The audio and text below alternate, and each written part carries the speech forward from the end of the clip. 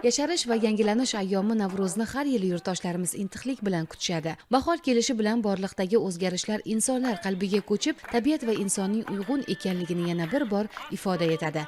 Ayni shu ayyomda milliy qadriyatlarimiz yana bir bor bo'y ko'rsatadi. Asrlar osha yetib kelgan urf-odat, an'analar go'zalligidan zavq va shavqqa to'ladi har bir kishi.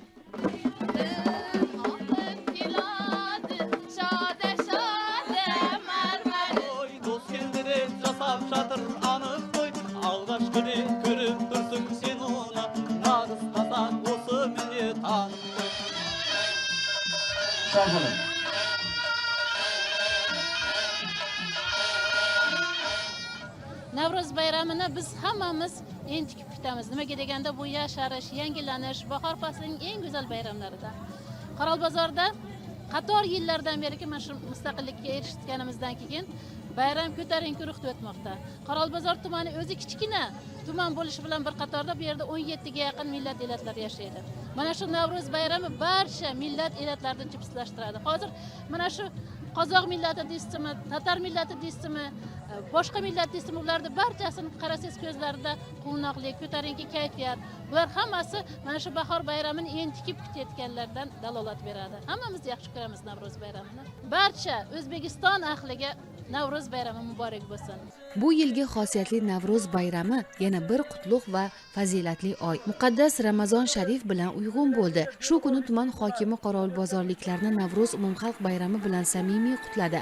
Hamda hududda olib borilayotgan keng ko'lamdagi bunyodkorlik, obodlik, atrof muhitni asrash va yashil iqtisodiyot yilida tabiatni asrash maqsadida olib borilayotgan ko'kalamzorlashtirish ishlarini e'tirof etdi. Shundan so'ng tuman madaniyat va san'at ahli ishtirokidagi tayyorlangan Navro'z bayrami yig'ilganlar e'tiboriga havola etildi. Milliy folklor an'analari namoyish etilib, qadriyatlarimizni yana bir bor tarannum etdi.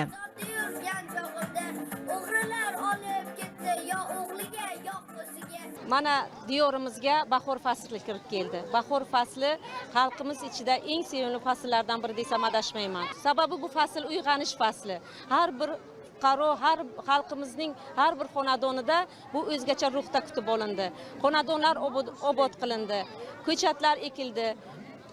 Nafaqat har bir xonadonda, balki Qoralbozor tumanimizni o'zi ham o'zgacha qiyofa kasb etdi. Har bir mahallada onalar bog'i tashkil etildi. Ko'chatlar ekildi, bog'lar, yangi bog'lar barpo etildi. Bizning turli millatga boy bo'lgan diyorimiz mana shu bayramda yana ham jipsligini, tinchliksevarligini ko'rsata oladi. Tumanimiz ko'p millatli bo'lishiga qaramasdan, bugungi bayramimizni juda jo'shqin, samimiy va xush kayfiyatda kutib olyapmiz. Diyorimizni tinchligiga ko'z tegmasin. Bizni tinch yurtimizga mana shunday bayramlar yarashadi. Bahor ko'klam nafasini avvalo bolalar yuz ko'zida, chehrasida sezish mumkin. Bu shukuh ular ijrosidagi kuy-qo'shiq va raqslarda ifodalanib, ko'ngillardan ko'ngillarga ko'chadi va bayram tantanasiga o'zgacha fayz kiritdi. Shuningdek, milliy xalq o'yinlari, dorbozlarning chiqishlari barchaning olqishiga sazovor bo'ldi. Sharqona yangi yilning boshlanishi, borliqning uyg'onishi, insonlar qalbiga ko'chib, olam uzra xush kelgan Navro'z barchamizga muborak bo'lsin.